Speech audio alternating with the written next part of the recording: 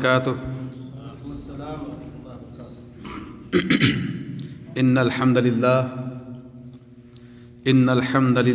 نحمده ونستعینه ونستغفره ان الحمد للہ نحمده ونستعینه ونستغفره ونعوذ باللہ من شرور انفسنا ومن سیئات اعمالنا من يهده الله فلا مضل له ومن يضلله فلا هادي له وأشهد أن لا إله إلا الله وحده لا شريك له وأشهد أن محمدا عبده ورسوله صفيه وخليله اللهم صل على محمد وعلى آل محمد كما صليت على إبراهيم وعلى آل إبراهيم إنك حميد مجيد اللهم بارك على محمد وعلى آل محمد كما باركت على إبراهيم وعلى آل إبراهيم إنك حميد مجيد اللهم بارك على محمد وعلى آل محمد كما باركت على إبراهيم وعلى آل إبراهيم إنك حميد مجيد أما بعد فإن خير الحديث كتاب الله وخير الهدي هدي محمد المصطفى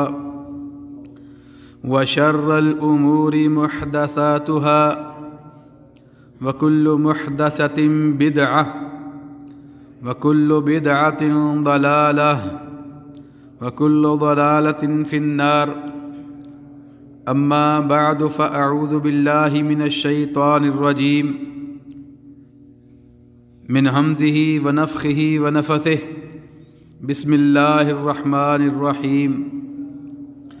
قال رسول الله صلى الله عليه وسلم من لم يرحم صغيرنا ولم يعقر كبيرنا فليس منا رواہ الترمذی وصححہ الشیخ البانی رحمہ اللہ۔ من لم یرحم صغیرنا، جس نے چھوٹے پر رحم نہ کیا، ولم یعقر کبیرنا،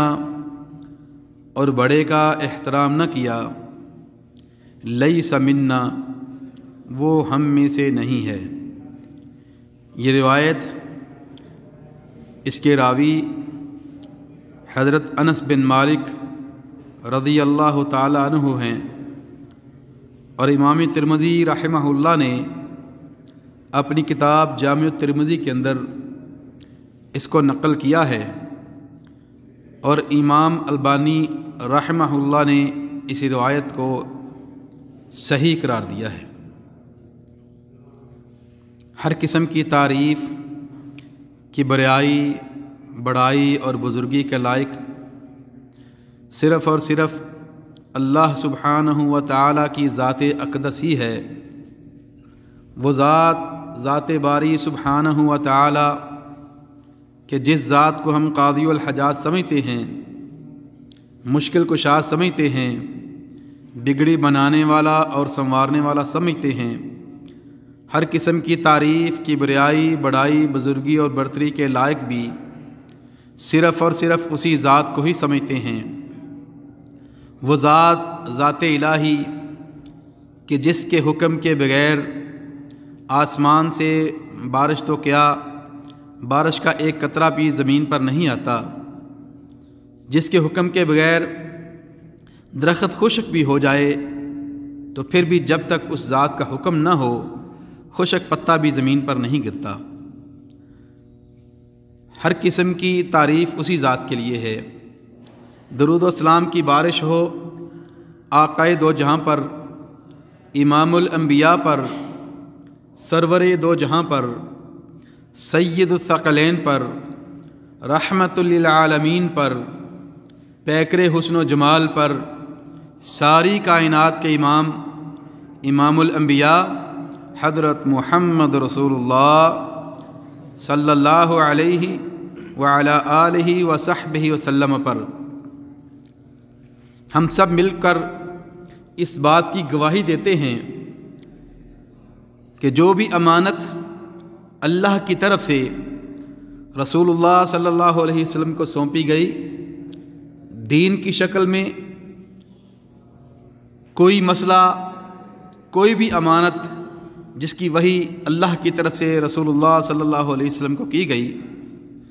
آپ صلی اللہ علیہ وسلم نے اس امانت کا حق ادا کر دیا۔ بلغ الرسالہ وادى الامانہ، جس طرح امانت تھی اسی طرح اس کے ساتھ کیا اور رسالت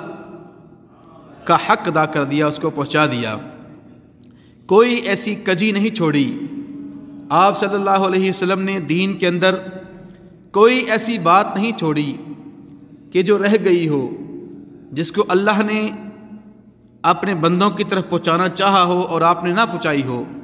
کوئی ایسی ایک نقطہ، ایک زیر زبر نہیں ہے جو رہ گئی ہو۔ آپ صلی اللہ علیہ وسلم نے ہر چیز پہنچا دی، بلکہ اس بات کے ڈر سے کہ ایک وقت ایسا نہ آئے کہ اس کے اندر کوئی خیانت کرے، خیانت کے ڈر سے اس دین حنیف کے اندر، اس امانت کے اندر خیانت کے ڈر سے آپ صلی اللہ علیہ وسلم نے ارشاد فرما دیا کہ جس نے بھی کوئی نیا کام، کوئی نیا فعل، اس کے اندر کوئی نئی چیز ایجاد کی، کل محدثۃ بدعہ وکل بدعۃ ضلالہ وکل ضلالۃ فی النار، ہر اس نئی سوچ کو، ہر اس نئی بات کو آپ صلی اللہ علیہ وسلم نے بدعت کا نام دیا اور فرمایا کہ ہر بدعت گمراہی ہے اور ہر گمراہی کا ٹھکانہ فرمایا جہنم کی شعلے مارتی ہوئی آگ ہے۔ اللہ تعالی ہم سب کو جہنم کی آگ سے محفوظ رکھیں۔ اسلام کے اندر، دین کے اندر مختلف قسم کے آداب ہیں۔ ادب سکھایا ہے اسلام نے، کس کو کس طریقے سے پیش آنا ہے۔ انزل الناس منازلہم،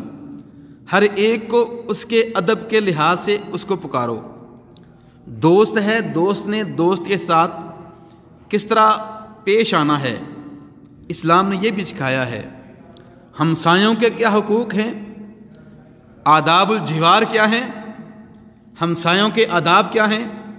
اسلام نے یہ بھی سکھائے ہیں۔ حکمران اگرچہ ظالم ہو، اس کے ساتھ کس ادب سے پیش آنا ہے، اسلام نے یہ بھی سکھایا ہے۔ بڑوں کو چھوٹوں کے ساتھ کس طرح پیش آنا ہے، اسلام نے یہ بھی سکھایا ہے۔ اور بوڑھوں، ضعیفوں اور کمزوروں کے ساتھ کس طرح پیش آنا ہے، اسلام نے یہ بھی سکھایا ہے۔ تو ہمارے یا میری اس مجلس کا جو شاید چند منٹوں پر محیط ہوگی، موضوع ہوگا کہ دین کے اندر بوڑھوں کے کیا حقوق ہیں۔ دین اسلام کے اندر بوڑھا بھائی ہو، کوئی بھی بوڑھا ہو، بوڑھا باپ ہو، کس طرح پیش آنا ہے، کیا حقوق ہیں۔ جیسا کہ رسول اللہ صلی اللہ علیہ وسلم نے ارشاد فرمایا ہے، میں نے ابھی ترمذی شریف کی روایت بیان کی ہے، آداب سکھاتے ہوئے فرما دیا، من لم یرحم صغیرنا ولم یعقر کبیرنا فلیس منا، لیس منا، کہ وہ ہم سے نہیں ہے جس نے چھوٹوں پر رحم، دیکھیں فرق بتا دیا، چھوٹوں پر رحم اور بڑوں کی عزت۔ یہ نہیں کہا کہ چھوٹوں کے ساتھ عزت چونکہ بڑوں کا حق ہے، تو فرمایا کہ توقیر الکبار، توقیر الکبیر اور رحم الصغیر، کہ چھوٹوں کے ساتھ رحم کرنا، نرمی کرنا، پیار اور محبت سے پیش آنا اور بڑوں کی عزت کرنا۔ فرمایا جس کے اندر یہ دونوں چیزیں نہیں ہیں، چھوٹے پر رحم نہیں کرتا اور بڑے کی عزت نہیں کرتا، فرمایا لیس منا، وہ ہم میں سے نہیں ہے۔ امام دہلوی رحمہ اللہ فرماتے ہیں، اسی حدیث کی شرح کے اندر ارشاد فرماتے ہیں، السنت الفاشیہ فی الملل جمیعہا توقیر الکبیر، ہر ایک دین کے اندر جو گزر چکے ہیں السنت الفاشیہ، یہ ایک طریقہ رائج تھا ہر کے اندر، کیا؟ توقیر الکبیر، بڑے کی عزت کرنی چاہیے،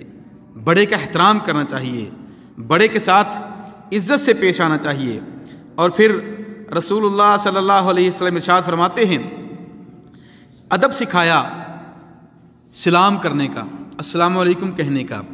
فرمایا کس طرح؟ تسلم الصغیر علی الکبیر والمار علی القاعد۔ رسول اللہ صلی اللہ علیہ وسلم ارشاد فرمایا، بخاری شریف کی روایت ہے، القلیل علی الکثیر والمار علی القاعد والصغیر علی الکبیر۔ فرمایا السلام علیکم کہنے کا زیادہ حق کس کا ہے اور کس کے اوپر کہی جائے؟ چھوٹا بڑے کے ساتھ السلام علیکم کہے، چھوٹا بڑے کے ساتھ عزت سے پیش آئے، اور اس کو عزت کا ادب سکھاتے ہوئے رسول اللہ صلی اللہ علیہ وسلم فرماتے ہیں، الصغیر علی الکبیر، کہ بڑا آ رہا ہو،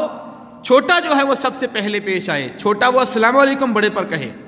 اور اسی طرح فرمایا المار علی القاعد، کہ بیٹھے ہوئے جو ہیں ان کے اوپر گزرنے والے سلام کہیں، والقلیل والکثیر، اور فرمایا جو تھوڑے ہیں وہ زیادہ لوگوں پر سلام کہیں۔ تو یہ بھی اسلام نے بڑے کی عزت کرتے ہوئے یہ سکھایا ہمیں کہ چھوٹا جو ہے وہ سلام کرنے کے اندر پہل کرے، ادب کے ساتھ پیش آئے۔ رسول اللہ صلی اللہ علیہ وسلم نے صحابہ کو یہ سکھایا۔ اور اسی طرح رسول اللہ صلی اللہ علیہ وسلم فرماتے ہیں، آپ صلی اللہ علیہ وسلم نے ارشاد فرمایا، ابو موسیٰ اشعری رضی اللہ تعالیٰ عنہ سے روایت ہے، حضرت ابو موسیٰ اشعری رضی اللہ تعالیٰ عنہ فرماتے ہیں، امام ابو داود رحمہ اللہ نے اس روایت کو نقل کیا ہے، فرماتے ہیں، ان من اجلال اللہ اکرام ذی الشیبۃ المسلم وحامل القرآن۔ رسول اللہ صلی اللہ علیہ وسلم نے ارشاد فرمایا، ابو داود کے اندر روایت آتی ہے، ان من اجلال اللہ اکرام ذی الشیبۃ المسلم، کہ جس کے چہرے پر سفید بال آ چکے ہیں، جو بوڑھا ہو چکا ہے، جو کمزور ہو چکا ہے، بڑا جو ہو چکا ہے تمہارے ساتھ عمر میں، فرمایا اللہ تعالیٰ نے یہ سکھایا ہے، اللہ تعالیٰ نے یہ عزت دی ہے کہ بڑے کے ساتھ وہ اچھے طریقے سے پیش آئے۔ اور اسی طرح وہ حامل القرآن، اور جس کو اللہ تعالیٰ نے قرآن مجید سکھایا ہے اس کے ساتھ بھی ادب سے پیش آئے۔ اس حدیث کی شرح کرتے ہوئے مولانا عظیم آبادی فرماتے ہیں، ان من اجلال اللہ ای تبجیلہ و تعظیمہ، کہ اللہ تعالیٰ نے عظمت دی ہے بڑے کو، چھوٹے پر اللہ تعالیٰ نے بڑے کو عظمت دی ہے۔ بڑا جو مسلمان ہے اس کو اللہ سبحانہ و تعالیٰ نے عزت دی ہے۔ اسی طرح امام طاووس بن کیسان رحمہ اللہ فرماتے ہیں، من السنتی، یہ نبی صلی اللہ علیہ وسلم کی سنت ہے، ان یوقر اربع، کہ 4 لوگوں کی عزت کی جائے، 4 لوگوں کے ساتھ احترام سے پیش آیا جائے، 4 لوگوں کے ساتھ عزت سے پیش آیا جائے۔ فرمایا العالم، پہلا نمبر 1 العالم، جس کو اللہ سبحانہ و تعالیٰ نے دین کا علم دیا ہوا ہے، وسی الشیبہ، اور جو عمر میں بڑھا ہے، عمر میں جو بزرگ ہو چکا ہے، والسلطان، اور وقت کا جو حکمران ہے اس کے ساتھ بھی عزت سے پیش آیا جائے، والوالد، چوتھا اللہ سبحانہ و تعالیٰ نے فرماتے ہیں کہ سنت سے ہے کہ والد، ان 4 کے ساتھ عزت اور احترام سے پیش آیا جائے، ان 4 کی عزت کی جائے، ان 4 سے احترام سے پیش آئے، پیار محبت سے پیش آیا جائے۔ نبی صلی اللہ علیہ وسلم کے ایک صحابی ہیں حضرت زید بن ثابت، جانتے ہیں زید بن ثابت رضی اللہ تعالیٰ عنہ، ان کو مدینے کا بڑا عالم کہا جاتا تھا۔ واقعہ نقل کیا ہے امام خطیب بغدادی نے اپنی کتاب کے اندر، فرماتے ہیں کہ راوی نے فرمایا کہ میں دیکھ رہا تھا حضرت زید بن ثابت رضی اللہ تعالیٰ عنہ اپنے گھوڑے پر سوار ہونے لگے ہیں، گھوڑے پر سوار ہونے لگے ہیں، اور ان کے ساتھ کھڑے ہیں حضرت عبداللہ بن عباس رضی اللہ تعالیٰ عنہ، یہ عبداللہ بن عباس رضی اللہ تعالیٰ عنہ کون ہیں؟ نبی صلی اللہ علیہ وسلم کے چچا کے بیٹے، حضرت عباس بن عبد المطلب رضی اللہ تعالیٰ عنہ کے بیٹے عبداللہ بن عباس رضی اللہ تعالیٰ عنہما، یہ ساتھ کھڑے ہیں، حالانکہ یہ خود بھی مفسر ہیں، خود بھی عالم ہیں، اور آپ کو پتہ ہے کہ تفسیر کے اندر، تفسیر قرآن کے اندر، قرآن مجید کی تفسیر کے اندر جو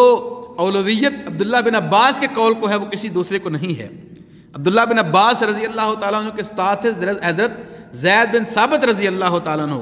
یہ حضرت زید بن ثابت رضی اللہ تعالیٰ عنہ اپنی سواری پر چڑھنے لگے تو عبداللہ بن عباس رضی اللہ تعالیٰ عنہ نے آگے بڑھے، فوضع یدہ تحت رجلہ، وہ گھوڑے کی پازیب جو ہوتی ہے، پازیب جانتے کیا بولتے ہیں، اس کی رکاب کے اندر اپنا پاؤں رکھنے لگے تو عبداللہ بن عباس رضی اللہ تعالیٰ نے آگے بڑھ کر اپنے ہاتھ نیچے رکھ دیا۔ گھرانہ نبوت سے تعلق ہے، لیکن استاد کی عزت، اپنے سے بڑے کا احترام نبوت کے گھر سے سیکھا تھا۔ آگے بڑھ کر اپنے استاد جو عمر میں بڑے ہیں ان کے پاؤں کے نیچے ان کا پاؤں رکاب میں نہ پڑنے دیا، کہا آپ میرے ہاتھ کے اوپر اپنا پاؤں رکھ کر گھوڑے پر بیٹھیے۔ تو حضرت زید بن ثابت رضی اللہ تعالیٰ عنہ نے فرمایا، تنحى عنی یا ابن عباس، اے عباس کے بیٹے پیچھے ہو جاؤ، تم تو نبوت کے گھرانے کے ہو۔ تو عبداللہ بن عباس رضی اللہ تعالیٰ عنہ نے کیا فرمایا؟ فرمایا لا ہاکذا نفعل بالعلماء والکبار، ہمیں گھرانے نبوت سے سبق ہی یہی ملا ہے کہ علماء کے ساتھ کس طرح پیش آنا ہے، کبیر سن کے ساتھ کس طرح پیش آنا ہے، جو عمر میں زیادہ ہے اس کے ساتھ کس طرح پیش آنا ہے، یہ ہمیں گھرانہ نبوت سے سبق ملا ہے۔ خود بڑے عالم ہیں، وہ بھی صحابی ہیں، وہ بھی صحابی ہیں، لیکن اپنے سے بڑے کی عزت، یہاں میں نے کہا ہے کہ زید بن ثابت رضی اللہ تعالیٰ عنہ عبداللہ بن عباس کے استاد تھے۔ کوئی یہ نہ سمجھے کہ عبداللہ بن عباس رضی اللہ تعالیٰ عنہ کیا نبی علیہ السلام کو استاد نہیں مانتے تھے؟ نبی صلی اللہ علیہ وسلم جب دنیا سے گئے تو ظاہر ہے ایک دوسرے سے علم حاصل کرتے تھے، تو جو علم حضرت زید بن ثابت رضی اللہ تعالیٰ عنہ کے پاس نہیں تھا، وہ علم ظاہر ہے عبداللہ بن عباس رضی اللہ تعالیٰ عنہ کے پاس نہیں تھا۔ صحابہ کرام رضوان اللہ علیہم اجمعین تو ایک ایک حدیث کے لیے، نبی علیہ السلام کے بعد ایک ایک حدیث کے علم کے لیے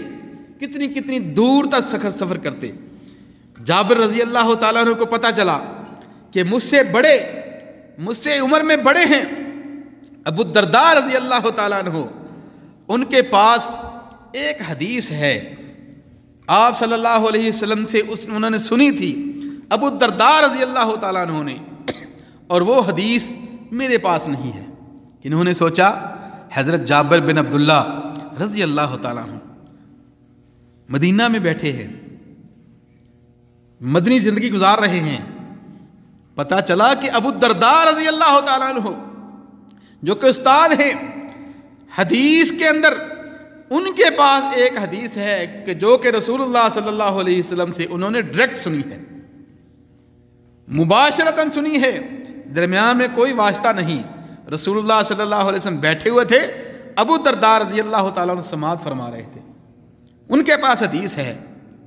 تو جابر رضی اللہ تعالیٰ عنہ فرماتے ہیں اشتریت بعیرا، میں نے ایک اونٹ خریدا، کس لیے؟ میں نے شام کا سفر کرنے کے لیے۔ حضرت جابر بن عبداللہ رضی اللہ تعالیٰ عنہ فرماتے ہیں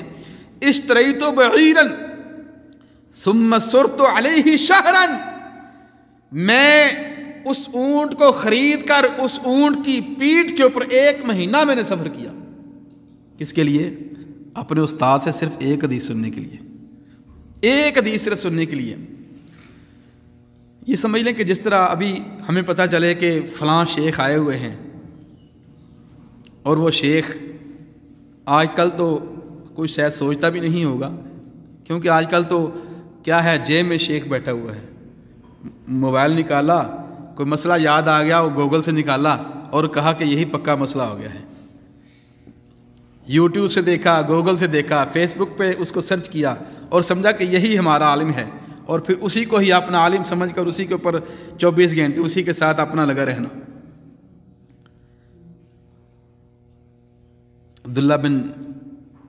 عبداللہ کے بیٹے حضرت جابر رضی اللہ تعالیٰ عنہ فرماتے ہیں کہ میں نے وہ حدیث سننے کے لیے میں مدینہ سے نکلتا ہوں، ثم سرت علیہ شہرا حتی وصلت دمشق، فرماتے ہیں میں اس اونٹ کے اوپر سفر اپنا جاری کرتا ہوں، 1 مہینے کا سفر کر کے میں وہاں پہنچتا ہوں، کہاں؟ دمشق پہنچتا ہوں۔ دمشق پہنچ کر میں حضرت ابو الدرداء رضی اللہ تعالیٰ عنہ کا گھر ڈھونڈتا ہوں۔ دقیت الباب، دروازہ کھٹکھٹایا اپنے استاد کے گھر کا، اندر سے آواز آئی من بالباب، غلام نے پوچھا کون ہے؟ کہا جابر۔ کہا من جابر؟ جابر کون جابر؟ جابر تو بڑے زیادہ ہیں۔ نوکر نے جا کے بتایا حضرت ابو الدرداء رضی اللہ تعالیٰ عنہ سے کہ ایک جابر قسم کا بندہ آیا، اس کا نام جابر ہے، آپ کا پوچھ رہا ہے۔ کہا اذهب الیہ فاسألہ من جابر، اس کے پاس جاؤ اور جا کر پوچھو کون جابر آیا ہے۔ کہا قلہ انا جابر بن عبداللہ من المدینہ، کہا میرے استاد ابو الدرداء سے جا کے کہو کہ میں جابر بن عبداللہ مدینہ سے آیا ہوں۔ جب ابو الدرداء رضی اللہ تعالیٰ عنہ کو پتہ چلا، فوراً پہنچتے ہیں، باہر دروازے پر پہنچتے ہیں، اپنے شاگرد، اپنے ساتھی، اپنے دوست کو سینے سے لگاتے ہیں اور کہا جابر من اتا بکا الی ہنا، جابر کون سی چیز تمہیں اتنی دور سے کھینچ لائی، کیا کرنے آئے ہو؟ کہا لحدیث، لحدیث۔ آپ کو پتہ ہے عربی گرامر کے اندر جس اسم کے اوپر تنوین لگ جائے، تنوین لگ جائے، اس سے وہ عام ہو جاتا ہے، یعنی ایک حدیث، لحدیث، ایک حدیث کے لیے، سمعتہ من رسول اللہ صلی اللہ علیہ وسلم، وہ حدیث کہ جس کو ڈائریکٹ تو نے نبی صلی اللہ علیہ وسلم سے سنا تھا، آج میں مدینہ سے صرف ایک حدیث اپنے استاد سے سننے آیا ہوں۔ کہا لعلک جئت الی السوق او الی زیارت الاقرباء، ابو الدرداء رضی اللہ تعالیٰ فرمانے لگے کہ ہو سکتا ہے کہ تم بازار میں تجارت کرنے آئے ہو یا کسی قریبی رشتہ دار کو ملنے آئے ہو اور سوچا کہ چلو ابو الدرداء سے ملنے چلا جاتا ہوں۔ کہا نہیں، لحدیث سمعتہ من رسول اللہ صلی اللہ علیہ وسلم قبل ان توفی او انا توفی، صرف ایک حدیث سننے کے لیے اپنے استاد سے، اور یہ سوچ کر ڈائریکٹ تمہارے پاس آیا ہوں، کہیں ایسا نہ ہو کہ تیرے منہ سے وہ حدیث سننے سے پہلے میں مر جاؤں یا تو مر جائے۔ کتنی تڑپ تھی استاد سے حدیث سننے کی، کتنی تڑپ تھی نبی صلی اللہ علیہ وسلم سے جس نے ڈائریکٹ سنی ہے حدیث، اس کے پاس پہنچ کر وہ حدیث لینے کی کتنی تڑپ تھی، کتنی سوچ تھی کہ وہ اسی ٹائم ابو الدرداء رضی اللہ تعالیٰ عنہ نے فرمایا جابر خوش ہو جاؤ، تیرے جیسوں کے بارے میں نبی صلی اللہ علیہ وسلم فرماتے تھے کہ جب طلب علم کے لیے کوئی گھر سے قدم باہر نکالتا ہے تو اس کے احترام میں فرشتے اپنے پروں کو سمیٹ لیتے ہیں، اس کے احترام میں فرشتے اپنے پروں کو سمیٹ لیتے ہیں، چیونٹیاں اپنی بلوں کے اندر، اپنی سوراخوں کے اندر ایسے بندے کے لیے دعائیں کرتی ہیں، حتی السمکۃ فی البحر، حتیٰ کہ مچھلی جو ہے وہ سمندر کی تہوں کے اندر ہوتی ہے، ایسے طالب علم کے لیے دعائیں کر رہی ہوتی ہے، اللہم اغفر لہو، اللہم اغفر لہو، تیرے جیسوں کی مغفرت کی دعائیں کر رہی ہوتی ہیں۔ تو میرے بھائیوں، بڑوں کی عزت کرنا، بڑوں کا احترام کرنا، بڑوں کے ساتھ صحیح طریقے سے پیش آنا، یہ نبی صلی اللہ علیہ وسلم نے سکھایا ہے۔ آج کل کے دور کے اندر اولڈ ہوم بن گئے، اللہ معاف کرے، بچے والدین کی عزت کرنے کی بجائے جس عمر میں ایک، دیکھیں کتنی غضب کی بات ہے، وہی باپ جو 10 بچوں کو پال رہا ہوتا ہے، اور سب باپ ہیں، دیکھیں بچوں کی محبت، بچوں کے کس طرح شوق پورے کرتے ہیں والدین، اور وہی جب باپ وہ بوڑھا ہو جاتا ہے، ماں جب بوڑھی ہو جاتی ہے، وہ 10 مل کر ایک بچے کو پال نہیں سکتے، 10 مل کر ایک باپ کو نہیں پال سکتے۔ اور پھر کیا ہے جی، اس کو اولڈ ہوم چھوڑاؤ، اولڈ ہوم چھوڑاؤ، آپ نے سنا ہوگا مشہور ایسے قصے بہت زیادہ ہیں، بہت زیادہ ایسے واقعات ہیں۔ ماں کو چھوڑ آیا، ماں مر گئی، ماں کا سامان جب لے کر گھر آیا اس کے اندر سے ایک رکا نکلا، اور رکا کیا تھا؟ اپنے بیٹے کو خط لکھا ماں نے کہ بیٹا مجھے تم اولڈ ہوں چھوڑ آیا ہے، یہاں ایک پنکھا لازمی لگا دینا، مجھے پتہ ہے کہ میرا جو بیٹا ہے وہ پنکھے کے بغیر نہیں رہ سکتا، کل تم نے یہیں آنا ہے، تم پنکھے کے بغیر کیسے رہو گے؟ ماں وہ بوڑھی ہو چکی ہے، کہاں پہنچ چکی ہے، بیٹا چھوڑ آیا ہوا ہے، لیکن پھر بھی اسی بیٹے کے بارے میں خیال آ رہا ہے، اسی بیٹے کی سوچ آ رہی ہے کہ بیٹا یہاں پنکھا لگوا دینا، ایسا نہ ہو کہ تم یہاں جب آؤ تو پنکھے کے ساتھ تم بغیر کیسے گزارا کرو گے؟ میرے بھائیوں، نبی صلی اللہ علیہ وسلم کے دربار میں ایک قصہ آتا ہے، ایک کیس آتا ہے بوڑھے باپ کا۔ بوڑھے باپ کی شکایت لے کر ایک بچہ آتا ہے نبی صلی اللہ علیہ وسلم کے دربار میں۔ وہ جب پہنچتا ہے شکایت لگاتا ہے کہ یا رسول اللہ میرا باپ میرا مال کھا لیتا ہے، میرے پیسے کھا لیتا ہے۔ تو باپ نے نبی صلی اللہ علیہ وسلم کو شعروں میں، ایک عربی حدیث کے اندر یہ اس باپ نے نبی علیہ السلام کو جو واقعہ سنایا وہ شعروں کے اندر آتا ہے۔ اگر وہ شعر بندہ سمجھے نہ پڑھے تو بندے کے رونگٹے کھڑے ہو جاتے ہیں، بندہ انسان خود رونا شروع کر دیتا ہے۔ اس نے باپ نے نبی صلی اللہ علیہ وسلم کے سامنے بیٹھ کر سارا کچھ بتایا کہ یا رسول اللہ یہ چھوٹا سا بچہ تھا، میں اس کو پیار سے اس کے پاؤں چوما کرتا تھا، یہ چھوٹا سا میرا بیٹا تھا، میں بڑے پیار سے اس کے ہونٹوں پہ اپنے ہونٹ لگایا کرتا تھا، یا رسول اللہ یہ میں اس کے سارے شوق میں پورے کرتا تھا، میں اس کو بڑا پیار کرتا تھا، میں اس کی ہر خواہش پوری کرتا تھا، یا رسول اللہ یہ جب بھی قدم اٹھاتا میں اس کے قدم گنا کرتا تھا، یہ بڑا ہو گیا، آہستہ آہستہ نوجوان ہو گیا، میں اس کو دیکھ کر خوش ہوتا تھا، یہ میرا بیٹا نوجوان ہو رہا ہے، آج اس کی میں نے شادی کرتی ہے تو آج اللہ کے رسول مجھے اس نے آنکھیں دکھانے شروع کر دی ہیں۔ نبی صلی اللہ علیہ وسلم حدیث کے اندر آتا ہے کہ رسول اللہ صلی اللہ علیہ وسلم کے چہرے پر انوار کی طرف دیکھا تو آپ صلی اللہ علیہ وسلم کی آنسوؤں کے ساتھ آپ صلی اللہ علیہ وسلم کی داڑھی بھیگ چکی تھی۔ نبی صلی اللہ علیہ وسلم فرمایا اے بیٹے اپنے باپ کی شکایت لانے والے، میرا فیصلہ سن لے، انت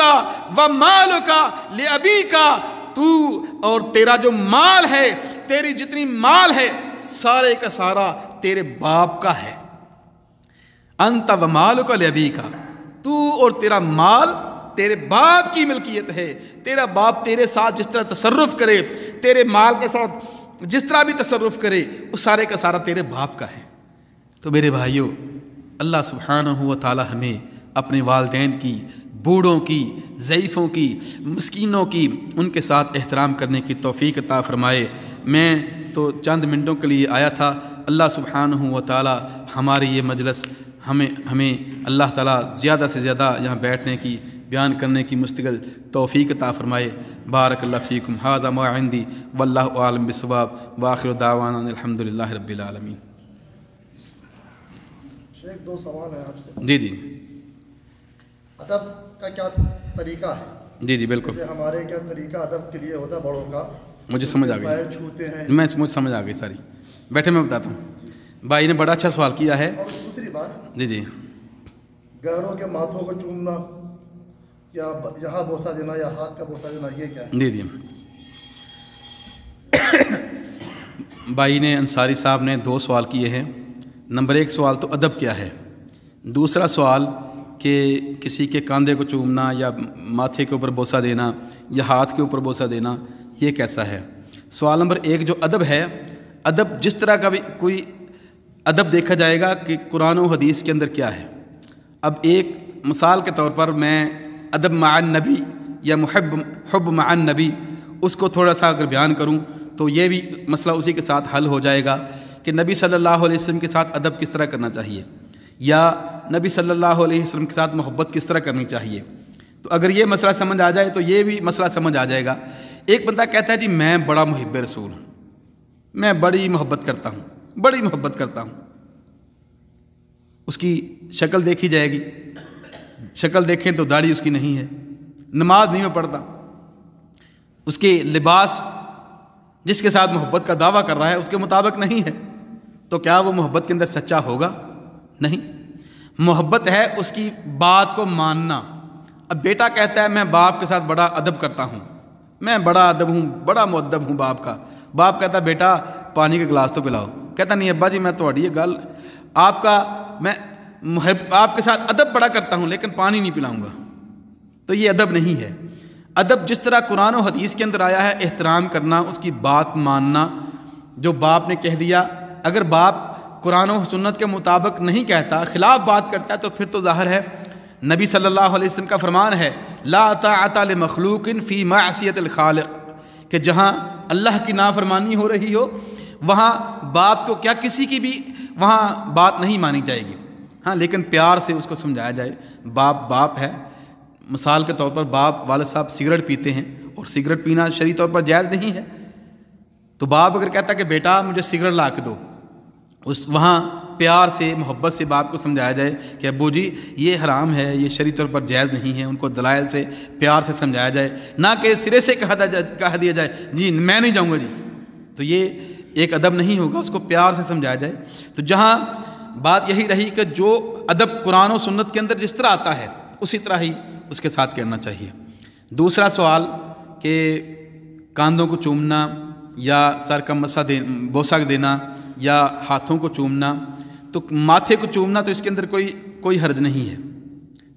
کسی کے ماتھے کو چومنا، خصوصاً والد کے ماتھے کو چومنا، کسی بزرگ کے ماتھے کو چومنا، کسی اپنی عمر سے بڑے کے ماتھے کو چومنا اور کاندھے کو چومنا، تو اس کے اندر کوئی حرج نہیں ہے۔ لیکن جو ہاتھوں کو چومنا ہے یہ بعض علماء نے اس کو جائز قرار نہیں دیا، کیونکہ جب کسی کے ہاتھ کو چومیں گے تو وہاں جھکیں گے، وہاں سر جھکے گا، تو جب سر جھک رہا ہے تو وہاں شرعی طور پر جائز نہیں ہے۔ اور پھر ماتھے کو چومنا یہ تو ثابت ہے، نبی صلی اللہ علیہ وسلم کو بوسہ دیا تھا حضرت ابو بکر صدیق رضی اللہ تعالیٰ عنہ نے، ماتھے کو چوما تھا آپ صلی اللہ علیہ وسلم کے، تو اس کے اندر کوئی قباحت نہیں ہے۔ جی کسی بھائی کا پہلا سوال جو آپ کا تھا کہ بزرگ جب آئیں تو ان کو سلام کرو، ہمارے گھروں میں یہ ہوتا ہے کہ نانا آئے بھیا سلام کرو، بھیا نانا سلام کس کو نہیں کرتے، یہ بھی صحیح ہے؟ یہ بھائی نے جو سوال کیا ہے یہ ذرا تھوڑے جو میں نے بیان کیا تھا اس سے ڈیفرنٹ ہے۔ ایک جو دیکھیں نبی صلی اللہ علیہ وسلم فرما دیا المار علی القاعد، یہ دونوں کو سامنے رکھیں، المار علی القاعد والصغیر علی الکبیر، یہ دونوں کو سامنے، دونوں کو ملانا ہے، یہ نہیں کہ جو بیٹھا ہے وہی سلام کرے۔ نبی علیہ السلام نے یہ بھی فرما دیا جو آنے والا ہے وہ پہل کرے، جو چھوٹا ہے وہ پہل کرے۔ اب دونوں کو ملا کر کیا نکلے گا کہ ایک جو اگر چھوٹا بیٹھا ہوا ہے تو بڑا جو آنے والا ہے وہ سلام کرے گا بڑے چھوٹے کو، لیکن کیا ہے کہ جب ایک بڑا ادھر سے آ رہا ہے چھوٹا ادھر سے آ رہا ہے، دونوں کے آپس میں ملاقات ہو گئی ہے تو سب سے پہلے چھوٹا بڑھ کر آگے سلام کرے۔ یہ نہیں مطلب کہ اگر وہ چھوٹا بیٹھا ہوا ہے تو بڑا آ رہا ہے بڑا کہے بھائی اٹھو مجھے سلام کرو اٹھ کر جلدی کر کے، تو یہ صحیح نہیں ہے، یہ سنت کی خلاف ورزی ہو جائے گی۔ اور دوسرا یہاں ایک اور ذہن کے اندر رکھیں کہ بعض دفعہ کیا ہوتا ہے کہ ہمارے جب ہم اسکولوں میں پڑھا کرتے تھے وہاں اگر استاد محترم یا کسی بڑی مجلس بیٹھی ہوئی ہے، اگر استاد کوئی کلاس میں آیا ہے یا بڑا کلاس میں آ گیا ہے تو اس کے احترام میں سب کھڑے ہو جاتے ہیں، اسٹینڈ اپ۔ بلکہ شاید کئیوں کو یاد ہوگا کہ اگر ٹیچر صاحب کلاس میں آتے تھے تو ایک کلاس میں شور پر اسٹینڈ اپ، ساری کلاس اسٹینڈ ہو جاتی تھی، اب ٹیچر بیٹھا تو پھر بیٹھی تھی۔ اسی طرح اگر کوئی چودھری صاحب آ گئے ہیں کسی مجلس کے اندر یا کوئی عالم دین آ گیا ہے یا کوئی بڑا آ گیا ہے تو ساری وہ مجلس کھڑی ہو جاتی ہے، جی وہ اس کا احترام کرنا ہے، اس کے احترام میں سارے کھڑے ہو گئے ہیں۔ تو یہ ذہن کے اندر رکھیں، ایک ہے قوموا لہو اور ایک ہے قوموا الیہ، دونوں کے اندر بڑا فرق ہے۔ عربی کے اندر میں بتا رہا ہوں قوموا لہو اور قوموا الیہ۔ قوموا لہو کا مطلب کیا ہے کہ اس کے لیے کھڑا ہونا، قوموا الیہ کا مطلب ہے کہ اس کی طرف کھڑا ہونا، یہ معنی ہے اردو کے اندر۔ قوموا لہو صرف کس کے لیے ہے؟ اللہ کے لیے، قیام للہ ہے بس۔ یہ جو کلاس میں اسٹینڈ اپ یہ صحیح نہیں ہے۔ ہاں اگر کوئی آیا ہے کہ جس طرح غزوہ خندق کے بعد نبی صلی اللہ علیہ وسلم نے جب صحابہ کرام سے کہا کہ جہاں یہ جبل محروق ہے یہاں آپ صلی اللہ علیہ وسلم فرمایا کہ سب لوگ وہاں سر کی جا کے نماز پڑھیں، اور وہاں قصہ مختصر کہ جب وہاں کے یہودیوں کو پکڑا گیا یہودیوں کو پکڑنے کے بعد ان سے پوچھا گیا کہ تمہارا فیصلہ کون کرے؟ تو انہوں نے کہا کہ ہمارا فیصلہ حضرت سعد رضی اللہ تعالیٰ عنہ کریں۔ تو حضرت سعد رضی اللہ تعالیٰ عنہ غزوہ خندق میں آپ کو پتہ ہے کہ شدید زخمی ہو گئے تھے، اور نبی صلی اللہ علیہ وسلم نے حضرت سعد رضی اللہ تعالیٰ عنہ کا خیمہ مسجد نبوی کے اندر لگایا ہوا تھا۔ مسجد نبوی کے اندر خیمہ تھا اور آپ صلی اللہ علیہ وسلم اس کی تیمارداری کرتے تھے قریب سے۔ تو صحابہ سے کہا کہ جاؤ حضرت سعد کو لے کر آؤ۔ بخاری شریف کے اندر روایت آتی ہے کہ جب حضرت سعد رضی اللہ تعالیٰ عنہ جبل محروق جہاں ہے، جہاں جنگ ہو رہی تھی، وہاں تو جب وہاں پہنچے، اپنے اونٹ کے اوپر بیٹھے ہوتے یا گھوڑے کے اوپر بیٹھے ہوئے زخمی تھے، تو نبی صلی اللہ علیہ وسلم فرمایا قوموا الی سیدکم، سب کھڑے ہو جاؤ اور کھڑے ہو کر جاؤ اپنے سردار جو تمہارے ساتھ آ رہے ہیں اس کا استقبال کرو۔ یعنی قوموا الیہ کا مطلب ہے استقبال کرنا۔ استقبال کرنا کسی کا جائز ہے، لیکن کسی کے احترام میں کھڑا ہونا جائز نہیں ہے۔ بارک اللہ فیکم۔